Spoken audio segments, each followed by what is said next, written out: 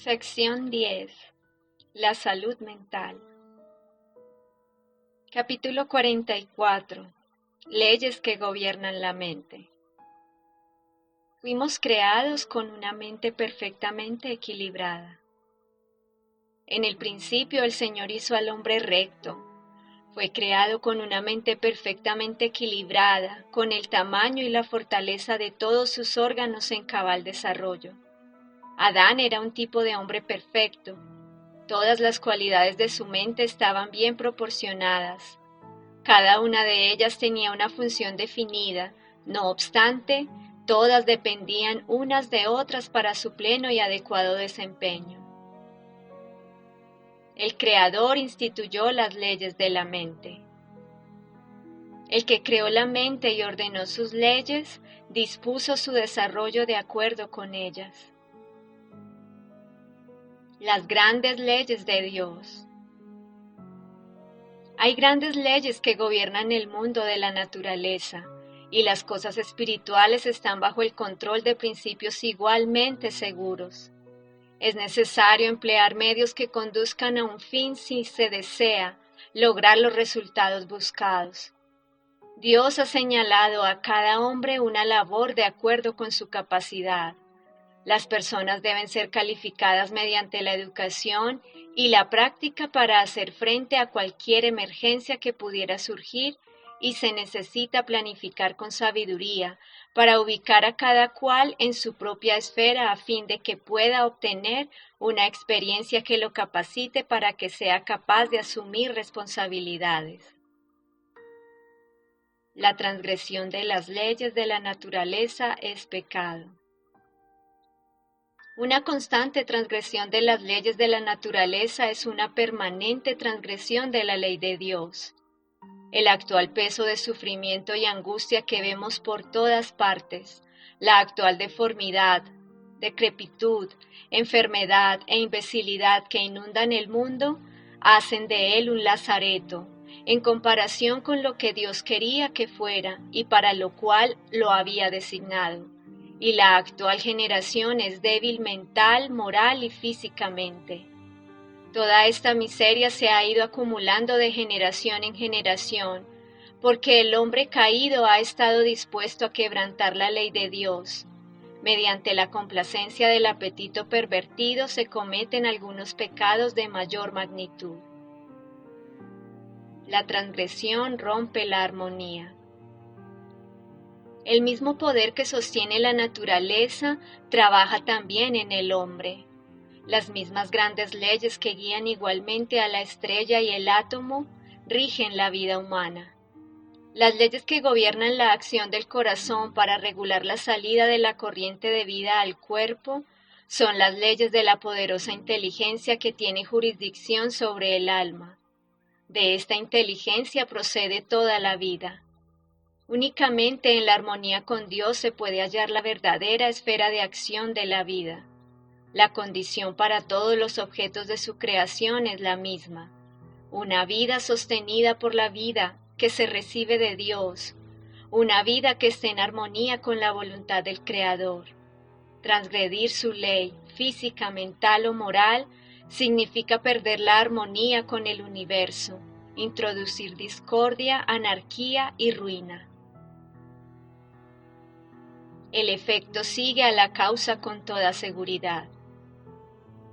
Según las leyes de Dios que rigen en la naturaleza, el efecto sigue a la causa con invariable seguridad. La siega es un testimonio de la siembra. Aquí no hay simulación posible. Los hombres pueden engañar a sus semejantes y recibir alabanza y compensación por un servicio que no han prestado. Pero en la naturaleza no puede haber engaño. La cosecha dicta sentencia de condenación para el agricultor infiel, y en su sentido superior, esto se aplica también al campo de lo espiritual. El mal triunfa aparentemente, pero no en realidad. El niño que por jugar falta a clases, el joven perezoso para estudiar, el empleado o aprendiz que no cuida los intereses de su patrón, el hombre que en cualquier negocio o profesión es infiel a sus responsabilidades más elevadas, Puede jactarse de que mientras la falta permanezca oculta, obtiene ciertas ventajas. Pero no es así. Se engaña a sí mismo. El carácter es la cosecha de la vida y determina el destino tanto para esta vida como para la venidera. El poder del autoengaño. Terrible es el poder del autoengaño en la mente humana. La mente tiene la posibilidad de discernir. La mente humana está dotada de poder para discernir entre lo bueno y lo malo. Dios quiere que los hombres no decidan por impulso, sino por el peso de la evidencia, comparando cuidadosamente un pasaje de la Escritura con otro.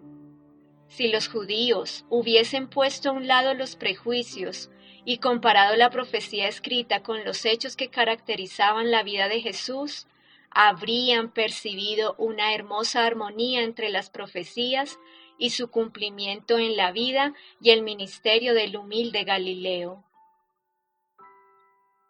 Las mentes disciplinadas tienen mayor poder de retención.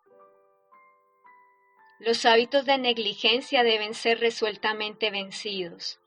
Muchos piensan que es suficiente excusa para sus mayores errores el invocar su mente olvidadiza, pero ¿no poseen ellos lo mismo que otros facultades intelectuales? Estos deben disciplinar su mente para que sea retentiva. Es un pecado olvidar, es un pecado ser negligente. Si adquieren el hábito de la negligencia, puede ser que descuiden la salvación de su propia alma y al fin hallen que no están preparados para el reino de Dios.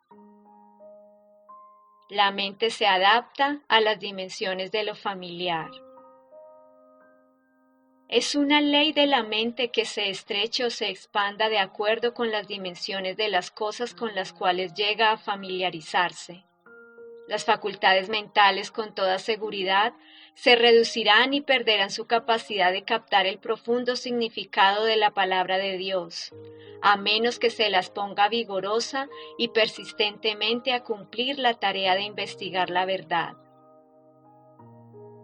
La mente se adapta a aquello en lo cual se espacia. Una ley del intelecto humano hace que se adapte gradualmente a las materias en las cuales se le enseña a espaciarse. Si se dedica solamente a asuntos triviales, se atrofia y se debilita. Si no se le exige que considere problemas difíciles, con el tiempo pierde su capacidad de crecer. Como instrumento educador, la Biblia no tiene rival. En la palabra de Dios, la mente halla temas para la meditación más profunda y las aspiraciones más sublimes. La Biblia es la historia más instructiva que posean los hombres. Proviene directamente de la fuente de verdad eterna y una mano divina ha conservado su integridad y pureza a través de los siglos. En ella se desarrollan los grandes problemas del deber y del destino. Se levanta la cortina que separa el mundo visible del mundo invisible y presenciamos el conflicto de las fuerzas encontradas del bien y del mal, desde la entrada del pecado hasta el triunfo final de la rectitud y de la verdad, y todo ello no es sino una revelación del carácter de Dios.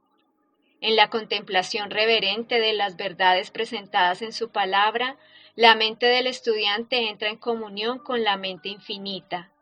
Un estudio tal no solo purifica y ennoblece el carácter, sino que inevitablemente amplía y fortalece las facultades mentales. Nos transformamos por la contemplación. Hay una ley de la naturaleza intelectual y espiritual según la cual modificamos nuestro ser mediante la contemplación. La inteligencia se adapta gradualmente a los asuntos en que se ocupa. Se asimila lo que se acostumbra a amar y a reverenciar. Jamás se elevará el hombre a mayor altura que la de su ideal de pureza, de bondad o de verdad. Si se considera a sí mismo como el ideal más sublime, jamás llegará a cosa más exaltada. Caerá más bien en bajezas siempre mayores. Solo la gracia de Dios puede elevar al hombre. Si depende de sus propios recursos, su conducta empeorará inevitablemente. La ley del deseo sustitutivo. Gran daño se hace por la falta de firmeza y decisión. He conocido algunos padres que decían, no te voy a dar esto o aquello, y después cedían pensando que habían sido demasiado estrictos y daban al niño justamente lo que al principio le rehusaron. Así se provoca una herida que dura toda la vida. Es una ley importante de la mente que no debería ser pasada por alto, que cuando un objeto deseado es muy firmemente negado como para quitar toda esperanza, la mente pronto dejará de anhelarlo y se ocupará de otras cosas. Pero mientras haya alguna esperanza de obtener el objeto deseado, se hará un esfuerzo para lograrlo. Las convicciones tratan de expresarse. Es ley de Dios que quien cree la verdad, tal como es en Jesús, le dará a conocer. Las ideas y convicciones que alberga la mente tratarán de expresarse. Todo aquel que da pábulo a la incredulidad y la crítica, todo el que se sienta capaz de juzgar la obra del Espíritu Santo, difundirá el espíritu que lo anima. El hacerse sentir y oír forma parte de la naturaleza de la incredulidad, la infidelidad y la resistencia a la gracia de Dios. La mente dominada por esos elementos siempre estará luchando para abrirse paso y lograr adherentes. Todos los que anden junto a un apóstata serán imbuidos de su espíritu de compartir con otros sus pensamientos, el resultado de sus propias averiguaciones y los sentimientos que los impulsan, porque no es fácil reprimir los motivos que nos inducen a la acción. La expresión fortalece los pensamientos y sentimientos. Es una ley de la naturaleza que nuestros pensamientos y sentimientos resultan alentados y fortalecidos al darles expresión. Aunque las palabras expresan los pensamientos, estos a su vez siguen a las palabras. Si diéramos más expresión a nuestra fe, si nos alegrásemos más por las bendiciones que sabemos que tenemos, la gran misericordia y el gran amor de Dios, tendríamos más fe y gozo. Ninguna lengua puede expresar, ninguna mente finita puede concebir la bendición resultante de la debida apreciación de la bondad y el amor de Dios. Aún en la tierra nuestro gozo puede ser como una fuente inagotable, alimentada por las corrientes que emanan del trono de Dios. La mente tiene la facultad de elegir. Dios nos ha dado la facultad de elección, a nosotros nos toca ejercitarla. No podemos cambiar nuestros corazones ni dirigir nuestros pensamientos, impulsos y afectos. No podemos hacernos puros, propios para el servicio de Dios, pero sí podemos escoger el servir a Dios. Podemos entregarle nuestra voluntad y entonces Él obrará en nosotros el querer y el hacer según su buena voluntad. Así, toda nuestra naturaleza se someterá a la dirección de Cristo. El tentador no puede nunca obligarnos a hacer lo malo, no puede dominar nuestra mente a menos que la entreguemos a su dirección. La voluntad debe consentir y la fe abandonar su confianza en Cristo, antes que Satanás pueda ejercer su poder sobre nosotros. Pero todo deseo pecaminoso que acariciamos le da un punto de apoyo. Todo detalle en que dejamos de alcanzar la norma divina es una puerta abierta por la cual Él puede entrar para tentarnos y destruirnos, y todo fracaso o derrota de nuestra parte le da ocasión de vituperar a Cristo. El ser humano está provisto de libertad moral. Para incitar la rebelión de la raza caída, Satanás hizo aparecer a Dios como injusto por haber permitido que el ser humano violara su ley. Dijo el artero tentador, si Dios sabía cuál iba a ser el resultado, ¿por qué permitió que la humanidad fuera probada, que pecara e introdujera la desgracia y la muerte? Millares de personas repiten hoy la misma queja contra Dios. No comprenden que al quitarle al ser humano la libertad de elegir, le roban su prerrogativa como entre racional y lo convierten en un mero autómata. No es el propósito de Dios forzar la voluntad de nadie. El ser humano fue creado moralmente libre. Como los habitantes de todos los otros mundos, debe ser sometido a la prueba de la obediencia, pero nunca se lo coloca en una situación en la cual se haya obligado a ceder al mal. No puede sobrevenirle tentación o prueba alguna que no sea capaz de resistir. Dios tomó medidas tales que nunca tuvo el ser humano que ser necesariamente derrotado en su conflicto con Satanás. El presente afecta las decisiones futuras. Todo su futuro estará influenciado para bien o para mal por la senda que usted elija recorrer ahora. La ventaja de la independencia personal. Dios no quiso nunca que una mente humana estuviera bajo el dominio completo de otra. Los que tienen por objeto educar a sus alumnos para que vean y sientan que tienen en sí el poder de ser hombres y mujeres de principios firmes, preparados para afrontar cualquier situación de la vida, son los maestros de mayor utilidad y éxito permanente. Puede ser que su obra no sea vista bajo los aspectos más ventajosos por los observadores descuidados, y que sus labores no sean apreciadas tan altamente como las del maestro que domina la mente y la voluntad de sus alumnos por la autoridad absoluta. Pero la vida futura de los alumnos demostrará los mejores resultados de ese mejor plan de educación. La mente descontrolada se debilita. Las facultades mentales deben ser desarrolladas al máximo. Se las debe fortalecer y ennoblecer mediante el estudio de las verdades espirituales. Si se deja que la mente se espacie casi totalmente en cosas triviales y en las actividades comunes de la vida diaria, de acuerdo con una de sus leyes invariables, se volverá débil, frívola y deficiente en poder espiritual. El prejuicio impide que la luz ilumine. Los que permiten que el prejuicio impida que la mente reciba la verdad no pueden ser receptáculos de la iluminación divina. Sin embargo, cuando se presenta una interpretación de las Escrituras, muchos no preguntan, ¿es correcta? ¿Está en armonía con la palabra de Dios? Si no, ¿quién la sostiene? Y a menos que venga precisamente en el medio que a ellos les agrada, no la aceptan.